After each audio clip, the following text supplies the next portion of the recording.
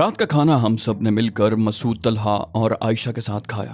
لزی اور کینس کا تعارف بھی کروا دیا گیا تھا۔ مسعود طلحہ نے سب کے لیے بہترین آرام کا بندوبست کیا تھا اور پھر رات کو وہ دونوں مجھے اغوا کر کے اپنی نشست گاہ میں لے گئے۔ طلحہ کہنے لگا، یہ دونوں لڑکیاں میری دلچسپی کا مرکز بن گئی ہیں، کیا آپ ان کے بارے میں کچھ بتانا پسند کریں گے؟ میں نے شرارت سے کہا، کیوں نہیں، مگر سوچ لو، اپنی دلچسپی کا اظہار تم عائشہ کی موجودگی میں کر رہے ہو۔ میری بات کا مفہوم سمجھتے ہی مسعود نے ایک زوردار قہقہ لگایا، پھر عائشہ کی طرف دیکھتے ہوئے بولا، تم نے دیکھا علی نے میری بات کو کیا رخ دیا ہے؟ وہ صرف مسکرا کر رہ گئی تھی۔ پھر وہ مجھ سے مخاطب ہوا، بولا، میرا مطلب صرف آپ کی نئی دریافت سے آگاہی حاصل کرنا تھا، کیونکہ مجھے ہر اس لڑکی سے ہمدردی ہے جو آپ کے قریب ہو۔ میں نے مسکراتے ہوئے کہا، اوہ، معلوم ہوتا ہے عائشہ نے میرے خلاف تمہارے بہت کان بھر دیے ہیں، خاص طور پر لڑکیوں کے حوالے سے۔ عائشہ نے چہکتے ہوئے کہا، میرا نام لینے کی کیا ضرورت ہے؟ آپ کی شہرت ویسے بھی کیا کم ہے؟ مسعود بولا، ہاں، خوبصورت خواتین کے لیے آپ بہت بڑا خطرہ ہیں علی۔ مجھے پتہ چلا ہے کہ آپ کے کشتگان کی فہرست بہت طویل ہے۔ مجھے تفصیلات معلوم ہو چکی ہیں، اس لیے میں ان خواتین کے بارے میں پریشان تھا اور سوچ رہا تھا کہ ان کی ملاقات کسی بھی شکل میں آپ سے ہوئی ہو، لیکن تان وہیں ٹوٹے گی۔ میں ہنسنے لگا، کہا، یہ مفت کی بدنامی میرے سر ہے تو میں کیا کر سکتا ہوں مسعود؟ اس گفتگو کے دوران نفیس قسم کی کافی کا دور چلتا رہا، پھر ہم نے سنجیدہ گفتگو شروع کر دی۔ مسعود نے کہا، اور اب میں آپ کی اس اچانک واپسی کے بارے میں معلومات حاصل کرنا چاہتا ہوں۔ آپ جس مشن پر گئے تھے اس میں کس حد تک کامیاب رہے؟ میں نے کہا، مسعود طلحہ، خوش قسمتی سے تم ایکوین میں موجود ہو، تم سے مکمل بے تکلفی کے ساتھ گفتگو کر سکتا ہوں۔ پہلے میرے اس مشن کی پوری تفصیلات سن لو، اس کے بعد میں تمہیں اپنی ضرورتوں سے آگاہ کروں گا۔ اور پھر میں نے مسعود طلحہ کو اس مشن پر روانہ ہونے کے بعد سے لے کر اب تک کی روداد بے کم و کاست سنا دی۔ مسعود طلحہ اور سائقہ مائلر یعنی عائشہ کے چہرے پر سنسنی کے آثار تھے، یہ ان کے لیے ایک دلچسپ انکشاف بھی تھا۔ مسعود طلحہ مجھ سے ان راستوں کے بارے میں معلومات حاصل کرنے لگا جن سے ہم گزرے تھے۔ میں جس حد تک اس بارے میں اسے بتا سکتا تھا بتاتا رہا۔ مسعود نے کہا، اسٹیفن براکوٹا کے بارے میں جو انکشاف آپ نے کیا ہے، کیا وہ انتہائی خوفناک نہیں ہے علی؟ اگر افریقہ کے وحشی قبائل لائن آف کروزل کی تباہی کو اپنا مشن بنا لیں تو آپ غور کیجئے کہ ہمارے لیے کس قدر خوفناک صورتحال پیدا ہو جائے گی۔ ہم کسی بھی طور ان افریقی قبائل کو نقصان پہنچانے کے مجاز نہیں ہیں۔ لائن آف کروزل کے یہاں قیام کے لیے ہمیں کئی حکومتوں سے NOC لینے پڑے ہیں اور معاہدے کرنے پڑے ہیں۔ ان معاہدوں میں یہ بات بھی شامل ہے کہ افریقہ کی اندرونی آبادی کو ہمارے ہاتھوں کوئی نقصان نہیں پہنچے گا، اور ہم ابھی تک ان معاہدوں پر سختی سے عمل درآمد کرتے آئے ہیں۔ اگر ان قبائل نے ہم پر حملہ کیا تو پھر لائن آف کروزل کا وجود خطرے میں پڑ جائے گا۔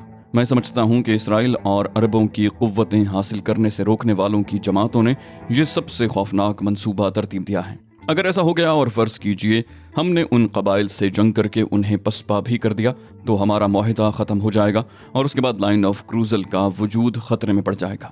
ہم کسی بھی قیمت پر ان فیکٹریوں کو یہاں برقرار نہیں رکھ سکتے۔ میں نے کہا، مجھے صورتحال کی سنگینی کا پورا احساس ہے مسعود طلحہ، اور اسی لیے میں نے فوری واپسی مناسب سمجھی۔ اگر میں چاہتا تو بونیکا پہنچ کر خود بھی اس سلسلے میں کچھ کام کر سکتا تھا، لیکن میں نے ایک لمحہ ضائع نہیں کیا اور یہ بات اب ہماری سطح سے بہت اونچی چلی گئی ہے۔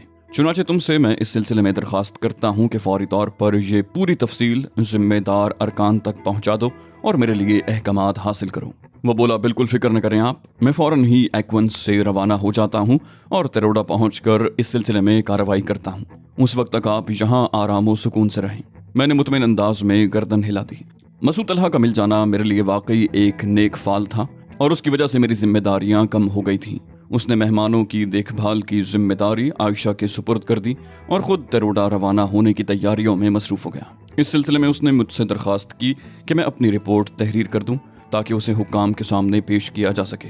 میں نے تفصیلی رپورٹ مسعود طلحہ کے مشوروں کی روشنی میں تحریر کر دی اور پھر دوسری شام مسعود طلحہ ایکون سے روانہ ہو گیا۔ مسعود طلحہ کی حسین رہائش گاہ اپنے پرفضا مقام پر واقع تھی کہ وہاں سے کہیں اور جانے کو جی نہیں چاہتا تھا۔ میکنو نے اسی شام مجھ سے کہا، چیف، ایکوین میرا مستقل ٹھکانہ رہا ہے، یہاں میرے بہت سے دوست رہتے ہیں۔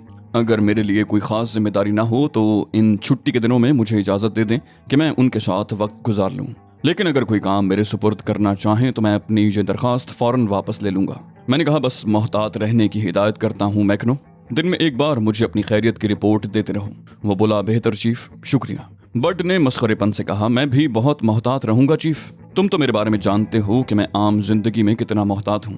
میں نے پوچھا، تم کہاں جانا چاہتے ہو؟ تمہارے کون سے دوست ہیں ایکون میں؟ वो बोला, ओहो चीफ, मैं बाएं हाथ से दोस्त बना लिया करता हूँ। मेरी इन सलाहियतों को तुमने कभी आजमाने की कोशिश ही नहीं की, कभी बट को आजमा कर देखो। मैंने कहा बस रहने दो, मुझे तुम्हारी ज़ाहिरी और बातनी तमाम सलाहियतों का खूब इल्म है, तुम शरारत से कभी बाज नहीं आते। बट ने कहका लगाते हुए कहा, शरारत ही का नाम तो जिंदगी है चीफ। मैंने कहा जिंदगी की ये तारीफ गालिबन तुमने खुद मुकर्रर की है। बोला क्या आप इससे मुत्तफिक नहीं? मैंने कहा इस हद तक जरूर मुत्तफिक हूँ कि ये तुम्हारी जिंदगी पर ही चिस्पा रहे। मेरी इस बात पर प्रोफेसर जॉनथन और मैकनो हंस पड़े। फिर मैकनो ने मुझसे कहा, तो फिर इजाजत चीफ। मैंने बट की तरफ देखते हुए कहा, मुझे यकीन है बट कि तुम मेरी जिम्मेदारी को हर हालत में महसूस करोगे। वो बोला, बट की साबिका रिपोर्ट खराब नहीं है चीफ। मैंने मुस्कुराते हुए कहा, हाँ ये तो है। उन दोनों के जाने के बाद मैंने हंसते हुए प्रोफेसर जॉनथन को देखा तो वो ठंडी सांस भरकर बोले, मेरी साबिका रिपोर्ट भी तुम्हारे इल्म में है चीफ। मुझे बस इसी इमारत का कोई गोशा दे दो जहां मैं अपने तजर्बाती कामों में मसरूफ रहूं। तफरी के लिए कुर्बो जवार कुदरती मनाजिर से भरे पड़े हैं, मेरे लिए इतना ही काफी है। प्रोफेसर जॉनथन ने इस अंदाज से कहा कि मेरे हलक से बेइख्तियार कहा निकल गया। मैंने कहा, नहीं प्रोफेसर, मैं दिल से आपकी इज्जत करता हूँ, बेहतर है कि आपका साथ रहे। इस दौरान हम लोग आइंदा के लिए लाहे अमल भी मुरतब करते रहेंगे। प्रोफेसर जॉनथन ने जवाब दिया, मैं हाजिर हूँ। बड और मैकनो चले गए थे। प्रोफेसर जॉनथन भी अपने कमरे में चले गए और मैं उनसे रुखसत होकर आयशा के पास पहुंच गया। वो इमारत के एक खूबसूरत बालाई बरामदे में बैठी ग्रीन फॉल दिख रही थी। मेरी आहट महसूस करके आयशा ने रुख बदला और मुस्कुरा दी। बोली, आइए आइए। मैंने आपको मसरूफ देखकर खलल अंदाजी मुनासिब न समझी और यहाँ चली आई। मैंने मुस्कुराते हुए कहा, कैसी हो आयशा? बोली, मुझे अपना नया नाम सुनकर खुशी होती है, यूं लगता है जैसे कोई मुझे एजाज दे रहा हो। मैंने सवाल किया, नया मजहब कबूल करके तुम मुतमईन हो? वो बोली, खुदा की कसम बहुत खुश हूँ। मुतमईन होना बहुत हल्की बात है। मसूद ने मुझे बेशुमार इस्लामी किताबें मुहैया कर दी हैं, मैं अरबी जबान भी सीख रही हूँ। वैसे एक बात कहूँ? मैंने कहा, जरूर। बोली, इस्लाम रूहानी तमानियत बख्शता है। मैंने कहा, तुम्हारी इस जिंदगी पर मैं भी मसरूर हूँ आयशा। वो बोली, अली, आप एक तवील अरसे से अपनी जिंदगी को हंगामों की आगोश में हिचकोले दे रहे हैं। मैं ये नहीं कहती कि ये हंगामे बेमकसद हैं, लेकिन राह में आने वालों को नजरअंदाज भी तो नहीं किया जा सकता, और वो जो दिलो जान से करीब होते हैं तड़पाते ही रहते हैं। तहजीब को खुद में शामिल क्यों नहीं कर लेते? एक लम्हे के लिए मेरे दिल में हुक सी उठी। वो चेहरा याद आया जो मुझसे बहुत दूर अमेरिका में था और जिसके बारे में मुझे कुछ मालूम नहीं था कि किस हाल में है। मुझसे मुंसलिक होकर उसने क्या क्या दुख नहीं उठाए थे। अपने तौर पर हसीन जिंदगी गुजार रही थी, लेकिन मैंने उसके लिए कुछ भी नहीं किया था। आयशा मेरी सूरत देख रही थी। चंद लम्हे के बाद वो बोली, अगर आप इजाजत दें अली तो मैं तहजीब को यहाँ बुला लूं और जिस बंधन में तुम सब ने मुझे जकड़ दिया है उसी में तहजीब को भी जकड़ दूं। जब तक यहाँ हूँ हमारे साथ रहना, और जब वापस जाना चाहो तो हम तुम्हें खुदा हाफिज कह देंगे। मैंने कहा, अभी नहीं आयशा, अभी नहीं। तहजीब को अपने आप से मुंसलिक करके मैं अपने उन रास्तों को तर्क नहीं कर सकता जिनके लिए मैंने अपनी आधी जिंदगी खो दी है। मेरा मिशन मुझे सबसे ज्यादा अजीज है। तहजीब को यकीनन मैं अपनी जिंदगी का दूसरा अहम तरीन मकसद करार देता हूँ, लेकिन दोनों में से किसी को किसी पर फौकियत नहीं दे सकता। वो बोली, तो इससे क्या फर्क पड़ता है? तहजीब के बारे में मुझसे ज्यादा और कौन जान सकता है? वो आपके मिशन में आपकी बेहतरीन शरीकेकार होती है। आप दोनों मिलकर भी अपना काम जारी रख सकते हैं। कौन सी मुश्किल पेश आ जाएगी? मैंने कहा, मैं जानता हूँ कि कौन सी मुश्किल पेश आएगी। फलस्तीन आजाद हो जाएगा आयशा। बैरूत के कैंपों में बेखानमा पड़े हुए लोग अपने अपने घरों में दाखिल हो जाएंगे। उनके मुसर्रत आमेज दमकते चेहरे देखूंगा तो मेरे दिल में लाखों रोशनियां जगमगा उठेंगी। उस वक्त मैं सोचूंगा, रोशनी देने वाले को भी कम से कम एक दिया चाहिए अपने घर के लिए। फिर मेरे और तहजीब के दरमियान कोई फासला नहीं रहेगा। फिर मैं एक पल के लिए भी तहजीब से दूर नहीं रह सकूंगा। मैं कुछ जज्बाती हो गया था और मेरी निगाहें दूर कहीं देख रही थीं। शायद तहजीब की उन्हें तलाश थी और आखिर मेरे तसव्वुर ने उसके चेहरे का अहाता कर लिया। वो मुस्कुराई, मगर उसी वक्त आयशा की आवाज ने मुझे चौंका दिया। बोली, मैं समझ रही हूँ अली, आपके जज्बात को समझ रही हूँ। मोहब्बत की हल्की हल्की आंच बड़ी दिलगुदाज होती है और आप इस लुत्फ से महरूम नहीं होना चाहते जो दिलों के पिघलने से हासिल होता है। मैंने कहा, तुमने दोस्त कहा था आयशा? बोली, अच्छा भाई ठीक है। अरे हाँ, तारीना हार्डो के बारे में आपने कुछ नहीं सोचा? मैंने कहा, तुमने उस शानदार औरत का नाम लेकर मेरे जहन में उसका तसव्वुर जगा दिया। क्या तुमसे उसका राब्ता कायम हुआ? वो बोली, बिल्कुल नहीं। वैसे दिल चाहता है अली उन सबसे मिलने के लिए। मैं कोशिश करूंगी कि किसी तरह तारीना हार्डो को यहाँ बुला लूं। अगर किसी तरह तुमसे उसकी मुलाकात पहले हो जाए तो उसे मेरी नई जिंदगी के बारे में कुछ न बताना। मैंने कहा, ठीक है, नहीं बताऊंगा। आयशा से बहुत देर तक गुफ्तगू होती रही। रात के खाने पर प्रोफेसर जॉनथन भी मौजूद थे। उनसे भी बातें होती रहीं। प्रोफेसर जॉनथन ने मुझे बताया कि वो अपनी साइंसी इजादात का असर नौ जायजा ले रहे हैं और कोशिश कर रहे हैं कि उनमें और कोई जिद्दत पैदा हो सके। फिर हम सोने के लिए चले गए। दूसरे दिन मैकनो और बड मुझसे मुलाकात करने आए। फिर उनके जाने के बाद मैं आयशा को साथ लेकर ग्रीन फॉल की जानिब चल पड़ा। उसे चलने में कोई दिक्कत नहीं होती थी और किसी भी तरह ये एहसास नहीं होता था कि वो अपाहिज है। इत्तेफाक से वो भी उस वक्त यही सोच रही थी। मेरी तरफ देखते हुए उसने कहा, तुम्हें मेरी चाल में कोई खास फर्क महसूस होता है अली? मैंने कहा, कमाल है आयशा, तुम भी यही सोच रही हो जो मैं सोच रहा हूँ। बोली, क्या तुम भी इसी बारे में सोच रहे थे? मैंने कहा, हाँ, तुमने वाकई कमाल किया है। वो बोली, कमाल मैंने नहीं, ये मसूद तलहा का कमाल है कि उसने अपनी मोहब्बत से मेरी माजूरी दूर कर दी। यकीन करो, अगर मैं थोड़ी सी मश्क और कर लूँ तो दौड़ भी सकती हूँ। तुम्हारी चाल में जरा भी बेएतमादी या लग़्ज़िश नहीं है। वो बोली, मसूद ने मुझ पर बहुत मेहनत की है। ये एतमाद कायम करने के लिए उन्होंने कई घंटे मेरे साथ गुजारे हैं और मुझे चलना सिखाया है। मैंने कहा, मसूद बहुत अच्छा इंसान है। मैंने दिल से उसकी तारीफ की। थोड़ी देर तफरी करने के बाद हम वापस आ गए थे। तकरीबन 7 दिन इसी तरह गुजर गए। 8वें दिन मसूद तलहा वापस आ गया। वो मुतमईन था और चेहरे पर सनसनी के आसार भी थे। फौरन ही मेरे साथ सर जोड़कर बैठ गया। बोला, तरोडा में तुम्हारी रिपोर्ट ने खलबली मचा दी है। तसव्वुर भी नहीं किया जा सकता था कि स्टीफन ब्राकोडा ऐसी खौफनाक साजिश कर रहा है। ये बात तस्लीम कर ली गई कि अगर इस साजिश पर अमल दरामद हो जाता तो यकीनी तौर पर लाइन ऑफ क्रूजल की बका नामुमकिन हो जाएगी, क्योंकि अफ्रीकी आबादियों के मुहाफिज कभी इस बात की इजाजत नहीं देंगे कि अंदरूनी कबाइल को जानी नुकसान पहुंचे। लेकिन ये कबाइल अगर लाइन ऑफ क्रूजल पर हमला आवर हो जाते हैं तो हमें सिर्फ उन असलहा फैक्ट्रियों के दिफा के लिए ही नहीं, अपनी बका के लिए भी जंग करना पड़ेगी। चुनाचे सारा खेल खत्म हो जाएगा। मनहूस यहूदियों ने वाकई बड़ी हौलनाक साजिश की है। बहरहाल मैंने तमाम सूरत हाल से जिम्मेदार अरकान को आगाह कर दिया और वो फौरन एक्शन में आ गए। मुख्तलिफ मुल्कों से राब्ता कायम किया गया। सरबराहान मुमलिकत सर जोड़कर बैठ गए और उसके बाद तकरीबन 7 मुल्कों के सरबराह इस सिलसिले में मीटिंग करने के लिए तैयार हो गए हैं। इन ममालिक ने अपने खुसूसी महकमों के बेहतरीन दिमागों से रुजू किया है और तुम्हारी इत्तलात की रोशनी में उनसे मशवरे मांगे हैं। तय ये किया गया है अली यार खान के तुम मेरे साथ तरोडा चलोगे और वहाँ एक खुफिया इजलास मुनक्किद किया जाएगा जिसमें 7 सरबराहान मुमलिकत के खुसूसी नुमाइंदे भी शरीक होंगे। इस मीटिंग में ये तय किया जाएगा कि स्टीफन ब्राकोडा से निपटने के लिए क्या करना चाहिए। मैंने कहा, ठीक है, ये मुनासिब रहेगा, मैं मुत्तफिक हूँ। वो बोला, तो फिर हम कल ही यहाँ से रवाना हो जाएंगे। हमारे लिए एक हेलीकॉप्टर आ जाएगा क्योंकि ज़मीनी सफ़र के खतरात ऐसे हालात में हम मोल नहीं ले सकते। मैं इसका इंतज़ाम करके आया हूँ। मैंने कहा, ठीक है, मेरे साथ सिर्फ मिस्टर जॉनथन जाएंगे। बड और मैकनो को यहीं एक्वन में ही रहने दो, बाद में हम उन्हें अपने प्रोग्राम में शामिल कर लेंगे। मसूद तलहा ने गर्दन हिलाकर कहा, बिल्कुल दुरुस्त। मैंने इस सिलसिले में मिस्टर जॉनथन से भी गुफ्तगू की। उन्होंने मुझसे इत्तेफाक करते हुए कहा, इस वक्त इसी की जरूरत थी। चंद बेहतरीन दिमाग मिल बैठेंगे तो यकीनन कोई उम्दा प्रोग्राम तैयार कर लेंगे। मैंने भी एक मंसूबा तैयार किया है। मुनासिब ख्याल करें तो उस पर भी निगाह डालें। अगर काबिल कबूल हो तो अपनी तजवीज़ के तौर पर उसे उस कॉन्फ्रेंस में पेश कर दीजिएगा ताकि उस पर भी गुफ्तगू हो जाए। मैंने कहा, ठीक है मिस्टर जॉनथन, आप इस मंसूबे पर रात को ही मुझसे बात कर लें, फिर मुमकिन है हमें तफसीली गुफ्तगू का ज़्यादा मौका न मिल सके। रात को जब मसूद तलहा अपनी आरामगाह में चला गया तो मैं और मिस्टर जॉनथन कमरे में बैठकर उस मंसूबे की तफसीलात पर गुफ्तगू करने लगे।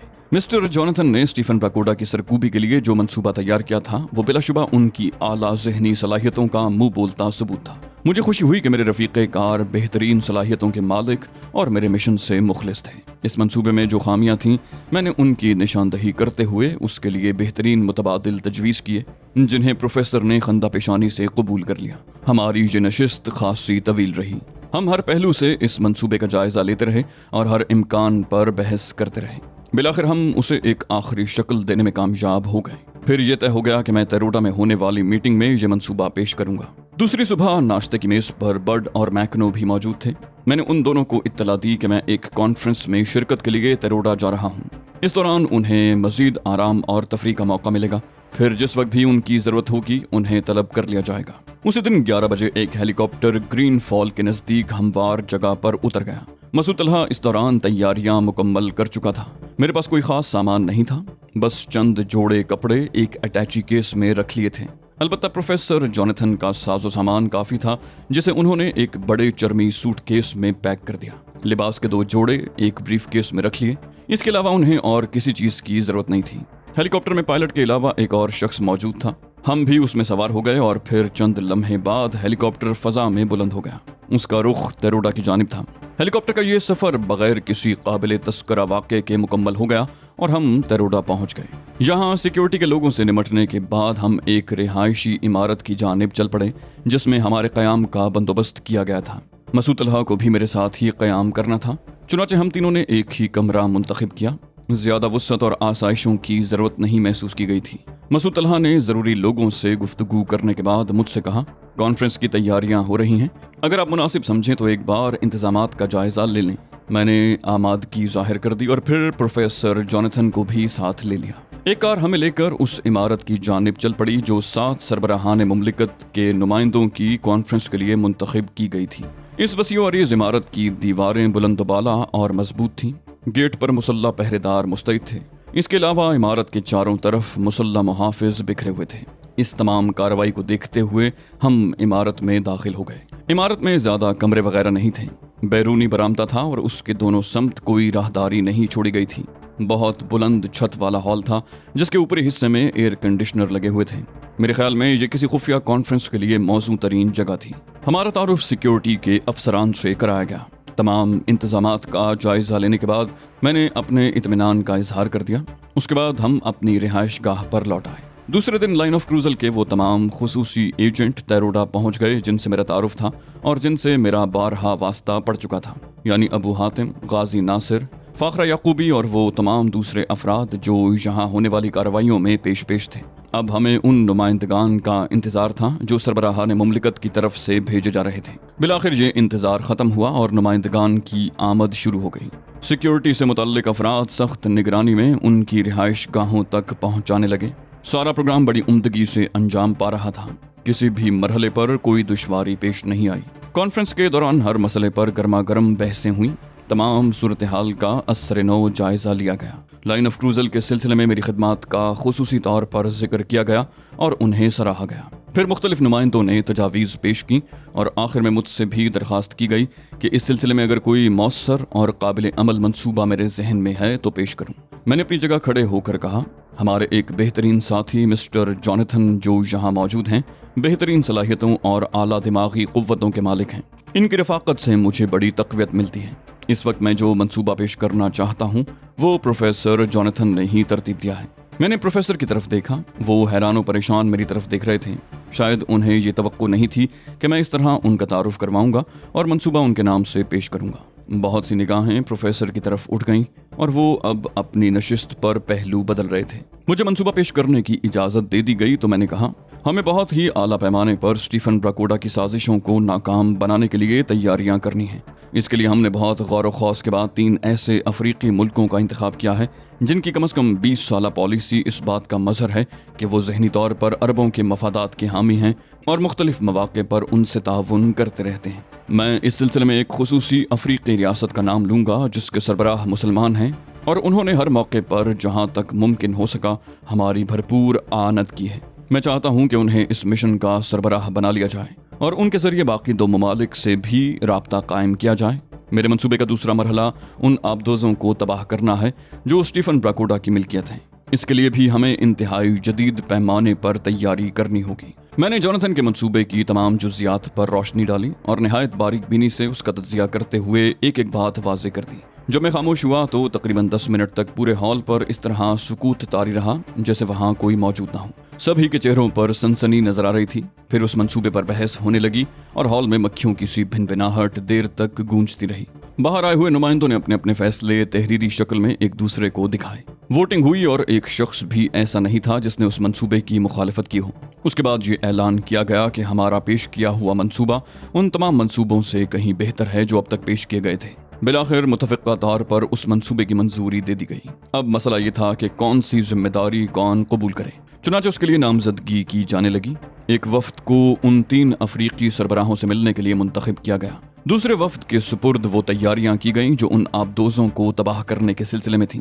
इस सिलसिले में कुछ मुतबादिल तजावीज़ भी ज़ेर बहस आईं ताकि अगर किसी मौके पर कोई नई सूरत हाल पेश आ जाए तो उन पर अमल किया जा सके। ये कॉन्फ्रेंस गैर मुतवक्के तौर पर तवील वक्त तक जारी रही और पूरे 11 घंटे उसमें सर्फ हो गए, लेकिन उसके बावजूद भी कुछ काम बाकी रह गया था। जिसके लिए फैसला किया गया कि दूसरे दिन भी कॉन्फ्रेंस की कार्रवाई जारी रखी जाए। तमाम लोग पूरी दिलचस्पी ले रहे थे और मैं तकरीबन सबकी निगाहों का मरकज था। तो दोस्तों, ये थी हमारी आज की एपिसोड। उम्मीद करते हैं आपको हमारी कहानी पसंद आई होगी। जाने से पहले इस वीडियो को लाइक कीजिए और शेयर करना मत भूलिए।